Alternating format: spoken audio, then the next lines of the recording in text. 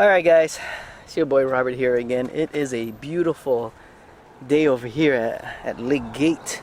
We got the kiddos. I got Mr. Romeo. And here comes Eliza. And Mr. Ethan boy, way out there. Wow, no hands. Look at that. Woohoo! Cool. Yeah, just decided to bring them out.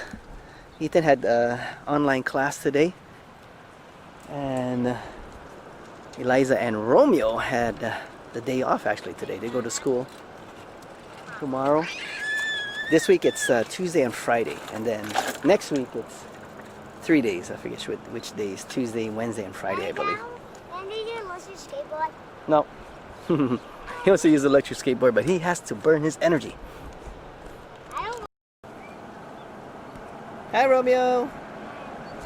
What's going on here? Huh? You okay? You know how? Well, how come? Why is it like this? It's tight?